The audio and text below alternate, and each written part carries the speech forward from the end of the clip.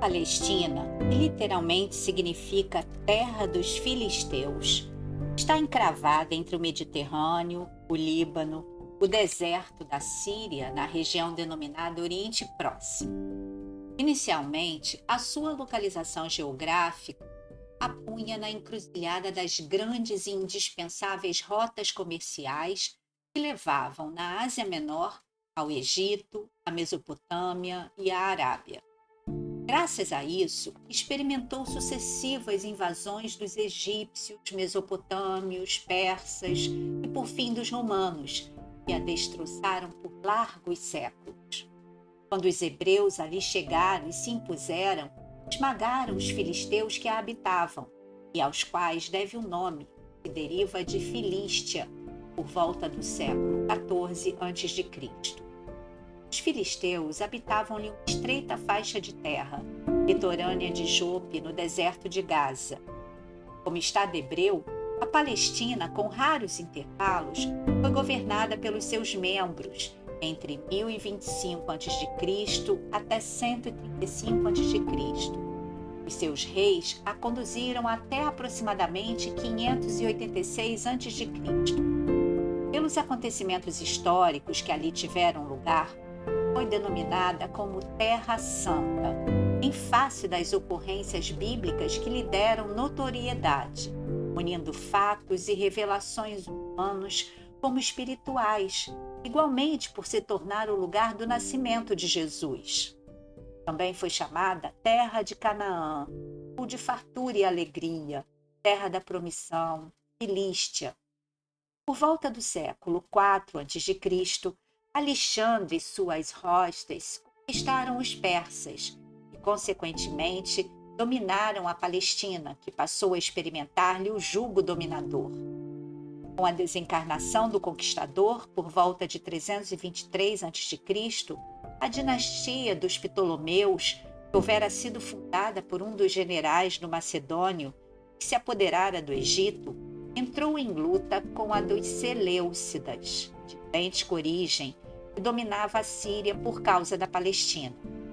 Alexandre, nas suas conquistas, mantinha uma ideologia que, acima do desejo de conquistar o mundo, pretendia unir os povos numa mesma civilização eminentemente helenizada.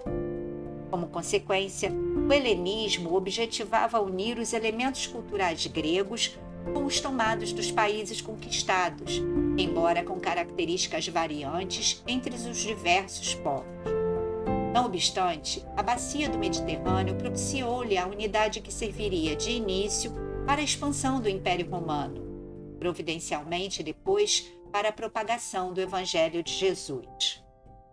Os judeus, porém, reagiram vigorosamente contra o helenismo de princípio, qual ocorreu mais tarde contra o romanismo.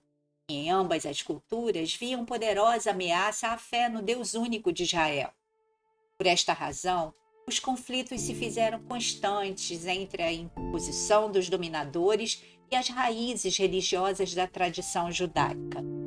O ápice dessas lutas teve lugar com a rebelião dos Macabeus, quando o sacerdote Matatias e posteriormente os seus filhos Jonatan, Judas e Simeão se opuseram ao helenismo dos Seleucidas, que tentavam impor os deuses pagãos aos judeus.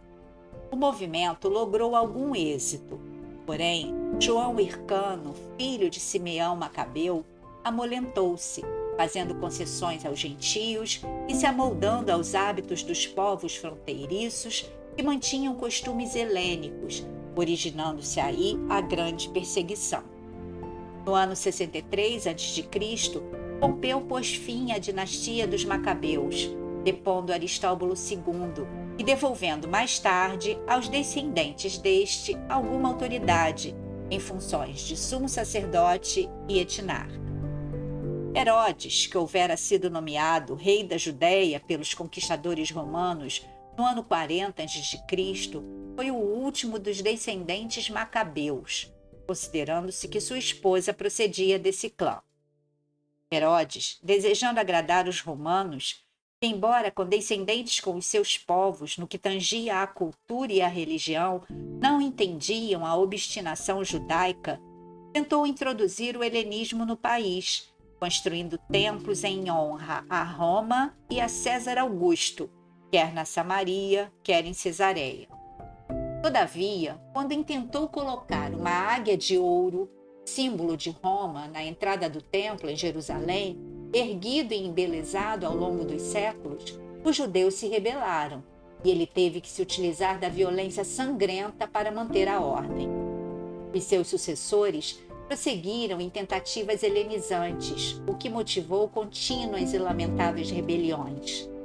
Foi nesse clima que nasceu Jesus.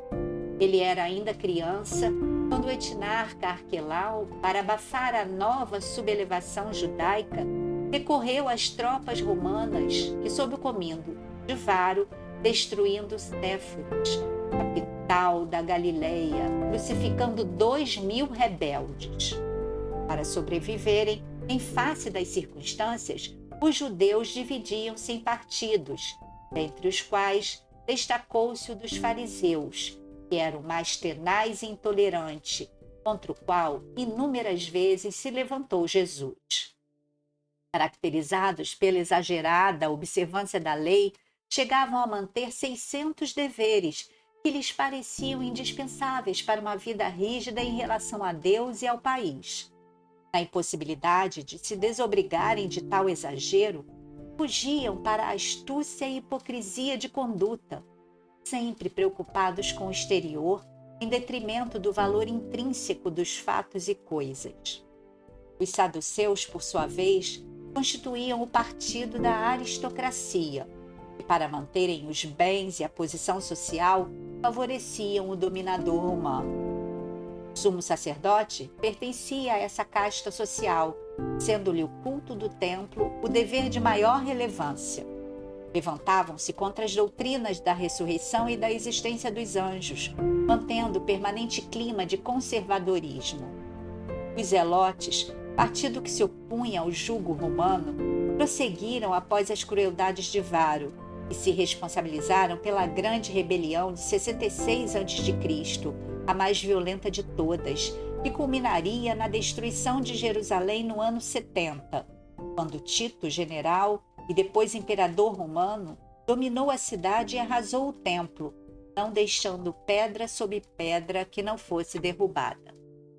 Outros grupos menores formavam pequenos partidos, entre os quais o dos essênios, que habitavam as margens do Mar Morto e viviam apartados do mundo dos gentios, preservando os seus cultos ancestrais.